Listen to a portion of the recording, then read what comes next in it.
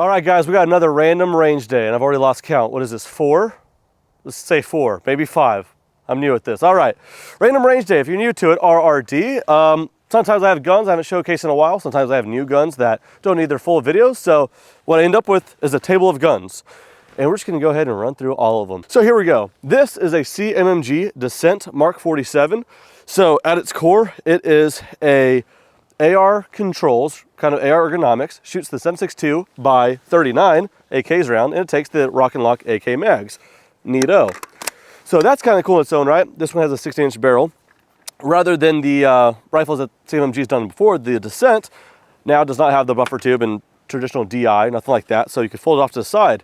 Much like an AK, in the sense that you don't need a buffer tube, but it's still an AR control, but it's just the AKs around. Really cool hodgepodge hybrid going on here, in my opinion. Now, 7.62 by 39, I've always thought was a cool cartridge for many things, in particular, hog hunting.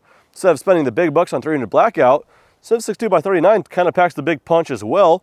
So if you're gonna do hog hunting, top it with a thermal, or so I thought. So we went ahead and just did that. This is from Optics Planet, so big thanks to them. This is a Pulsar Thermion Duo DXP50. I remember that right off the dome. What's cool about it, the Duo, is that it's a thermal, and then this little window opens up right here, and you could use it as a day optic as well. So that's kind of neat. Honestly, feature-rich thermal optic there. It goes for a pretty penny. In any case, you could save 7% by using code Texas Plinking on Optics Planet. That actually saves you 7% on everything on Optics Planet, including ammo. So again, big thanks to Optics Planet for helping out the channel some. But now bear with me. I mounted it yesterday. I'm still fairly new to it. And so hopefully it's close enough on 0 just to shoot around today, and then I'll dial it in later. But it does have onboard recording, so hopefully you guys can see what I'm seeing if I do my part right. So let's see if I can do my part right. Let's power this bad boy on. Yep, it says it's recording. And so, here, I'm just gonna do one of these little numbers. This guy right here is ambi, and that's gonna focus on our targets. That looks pretty focused. So if I hold it on this target, you can kind of see the shape of the steel silhouette, our 4 swingers right here. And so that's cool. Again, this is all in hopes that it's recording. It says it is. Really nice clear image too. So let's go ahead and rack and load it. We've got a Huxworks HX762 Ti, and I should still have eyes and ears on, so 1 second. Let's just see how far off the 0 is. Hopefully it's close enough anyway. Shoot it on this bigger swinger.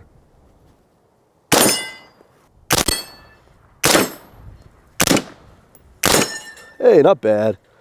Not bad. I just mag dump it now.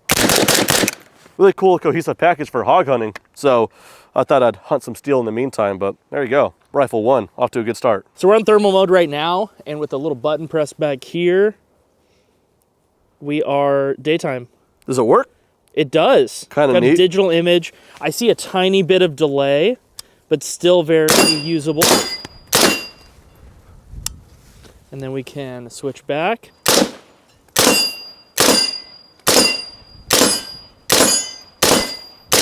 All right, up next, I know there's a lot of AR-15s in the world, and I've got another one for you. But you know what? The AR-15 is just so proven that not a whole lot of changes need to be made. But DSI, or Desert Storm Industries, came out with this right here. It's called the MFR, or the Modern Fighting Rifle.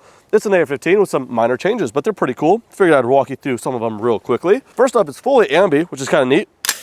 On the sides, we got bolt release here. We got mag release on the left, as well as right traditionally. One thing I respect is, like I said, a lot of AR manufacturers, but a lot of times they just kind of make their own upper lower, and that's about it.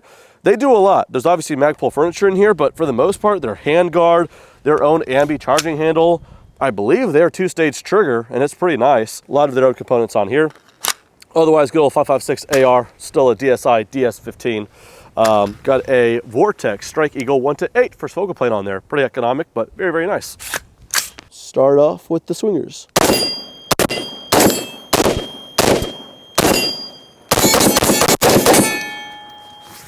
Their own flash hider as well. So yeah, it's kind of like that they do their own components, but quick showcase because it is an AR-15, but it's a nice one. So there you go. Interesting avocado-ish green color on that as well. If you don't like it, they have other colors as well. They got FDEs, black and whatnot. So there is that. Really big fan of that bolt release. All right, the MFR from DSI. Moving on. Rost Martin is a company you may not have heard of, or if you have, it's only recently you have been. And so I'm talking about their only pistol at the moment. It's the RM1C. And cool thing with them is economically priced, supposedly a really, really nice quality pistol. You're gonna see my first impressions today. But for the feature set and the price point, you would think there's a catch. It must be out of Turkey or something like that, out of Dallas, Texas. So, all right, local support. Check this out, MSRP $459, and the packaging is pretty darn nice. Pop it open here. You can see here, you get 2 mags, 3 different colors. I got the FDE model here as well. But yeah, at $469 MSRP, street price, I see right around the $400 range, maybe a tick over, sometimes a tick under, I don't know, but $459 for the MSRP. Feels very, very nice. A really nice size for dual. It could be a nightstand or EDC. All of them are optics cut, no options there. Obviously come with iron sights, and then they're cut for the RMR footprint. Very, very nice. 15 round mag, and then one with a little extendo on there. We're gonna run that, although I only loaded 10, but this should hold 17. Never shot it, so let's go ahead and shoot it. And you know me and my excuses. My hands are cold, but that's all right. We'll be just fine. That felt pretty nice. Yeah, recoil impulse is actually right along what I expected it. Oh, where am I? My left. I think I just ticked it. There we go. End on a hit. That's nice. That's kind of, that'll be really, really nice once I put a red dot on that. But that doesn't feel like a $459 gun or a street price of $400 gun. And you're supporting a Dallas company, so that's cool.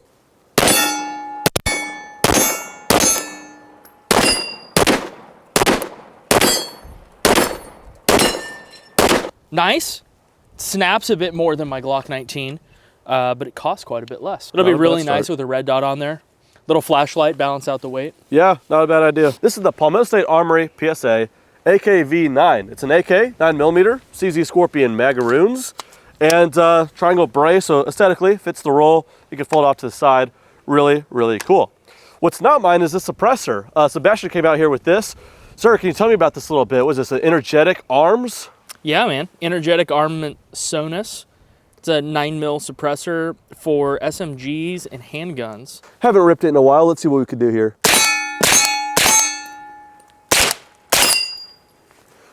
From what I remember, the thing can bump a little bit, but I'm not too good at it. We'll see. All right, I've got 3 new 1911s to show you, primarily 2 different models. This is one of them. The Garrison from Springfield Armory is a pistol they've had for a while, but they've had it in the full government length. The Garrison is now in 4 1/4. So that's kind of neat. My other one's a 9mm, so it's kind of cool to have a 4 1/4 in 45 ACP. A TRP, Tactical Response Pistol, it kind of harkens back to when the FBI solicited for a 1911 from Springfield Armory. They went to their custom shop. Custom shop 1911s cost custom shop prices. I'm talking like a lot of money. And Springfield Armory can make a factory, production pistol as well. The TRP was the hybrid between their custom line and a production pistol. So it's got more like man hours as far as hand polishing and fitting. And so they feel it too. Like when you just cycle them, they feel really, really nice. So they got a lot of custom touches at the full on custom price point. So that's what the TRP is. And they just look sexy as hell. So they got this blacked out one here. We'll probably mess around with this one some more though.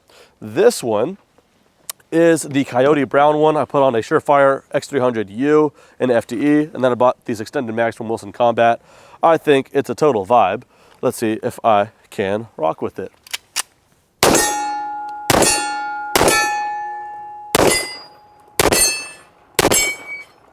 Oh, come on. Hell yeah. Very easy to shoot. That thing feels awesome. Yeah, so that's a pretty pistol. Shoots great. They're not cheap in the realm of 1911s, but they are obtainable in the realm of custom because they're not fully custom. Frame slide fitment. So nice. No rattle with that bad boy. I like this a lot. Now, for the small chance Springfield Armory is watching this video, let me say something from the people. Springfield Armory used to offer 1911s in 45 ACP with threaded barrels from the factory, I think a decade ago. For some reason that went away. And I think since then, suppressor ownership's only ever exploded. And 45 ACPs suppressed are freaking so cool because they're already fat, slow, and don't break the sound barrier. Maybe this same exact pistol, threaded barrel, suppressor height sights, and while we're just wanting things opti-cut, but still a single stack 45 ACP, I think that'd be pretty cool. But this is a really cool TRP.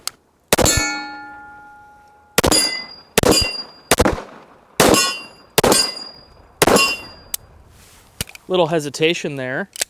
I usually end up riding the slide catch. Really enjoyable to shoot. Definitely coming in a lot less snappy than that last shorter 1911 we just shot. And we're working some like 8-inch plates over here that are making quick work of this guy. Yeah, this one hasn't seen a lot of day in a while, but you know what? It deserves it. This was a really, really cool pistol. Each time I show it, it just garners such a reaction. And the bipod's loose. Sick. Okay, this is a Smith & Wesson Performance Center 460 Magnum with a 14-inch barrel and a gnarly muzzle brake too. People usually laugh when they see a scope and a bipod on it, and they think I did that just to be funny, but it's actually not the case. The bipod comes with the pistol, and this is a handgun or revolver specific optic because the eye relief is like 2 feet, something like that. So this is where like the eye box is happiest. And so the whole point of this is for big game hunting without a rifle. Maybe you just want to tote this thing because it also came with a sling. So the point is to shoot a 460 with a smaller package, just trying to put it down, put the sights down. I don't know. Look, I'm just here to hunt steel and seltzers, as you're about to see. But it is a fun thing. All right, my cold hands are not gonna like this. I could feel that from over here.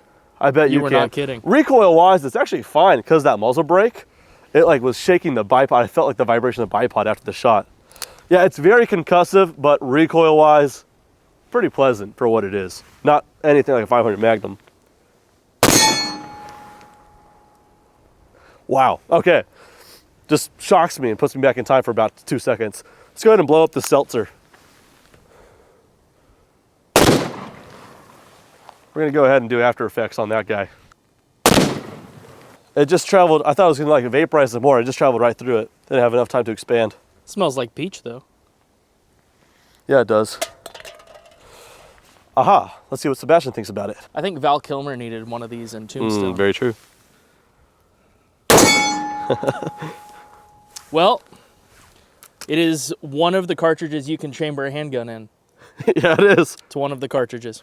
All right, another gun that just has not seen content or light of day in a while is the Scar 20S.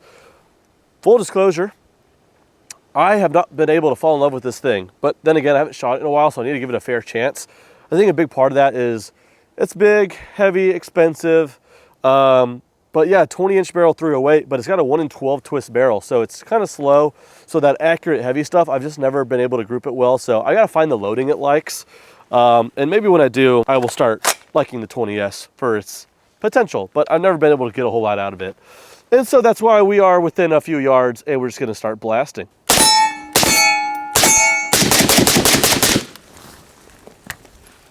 I just wanted to blast. You know what's nice is because of the length and the weight, it just kind of rides. It just makes the 308 seem pretty docile. Super tame. That's what the 20S was meant to shoot like. Yeah, perfect use case, 20 yards. That's what the 20 stands for in the name. Ah, it's a 20-yard gun. Got it. Just kidding, FN. All right, I wasn't gonna feature this because I'll really not talk about it a whole lot. It's brand new to me. There's gonna be a lot of videos on this. But what the heck, just to tease a little bit. I got a new precision rifle down below here. This is another Alamo Precision Rifles. It's my first ever rifle in 300 PRC. I've heard so much about the cartridge. I stayed away from it for a little while because price per round's a little high, but you know what? It must mean it's special, right? I shot enough 300 PRCs from other people's rifles, and it is a cool cartridge. And taking a look at it, it is a big one, but it's an athletic one. So yeah, 300 PRC, modernized 300 cartridge. It's fast, it's heavy, it's aerodynamic, it's efficient. And so I've been wanting something chambered in it. Alamo Precision Rifle did a little custom for me here. Macmillan A5 stock. Got a Vortex Racer HD 6-36 by 56. Impact on the top here. KGM suppressor. Atlas bipod. And then a Defiance Action. It's the Ruckus. I already have one of these Actions. I love it. Diamond flutes and everything look really cool. I'll keep the information pretty brief. Timney trigger as well. So yeah, a lot went into this. It's been a few months and I just picked it up yesterday. First round ever fired through it is gonna be right now. I bore sighted it at home earlier, hoping it's close because you know, it's kind of expensive to miss this, so. And we just nailed the sucker. And that recoil impulse is nice. Okay, we cannot be off to a better start. That thing spun like 7 times, dude. It was a clean hit. Damn, this thing, because it's heavy. I'm not gonna lie, it's got a 26-inch, I think it's a Bartlett MTU profile barrel. It's a thick boy. And that just kicked like a fairly light 6.5. That's nice. All right, great start. We're moving on to paper so we can see just how on my bore sight was. All right, off camera, did a couple more, and it's pretty much right on the money. And we'll show that some more in the full video I'll make on this thing. I may use it on the 1 MOA challenge coming up, so that'll be the first Monday of March. And then following, if you guys want to see it, or if you don't, I don't care. I'll still make a full dedicated video on this shooting long range.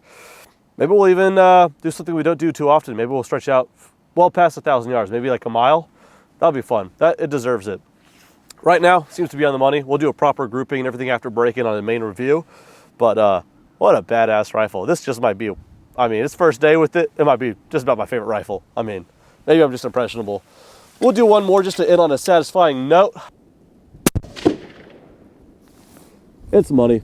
Take my word for it. You guys will see a grouping on this in the main review. Maybe you'll see it as soon as the next MOA challenge. So, badass. Alamo Precision Rifle put together a pretty sweet rifle with some other components I'd sent their way too. So really cool collaborative effort. And I can't wait to show it off some more.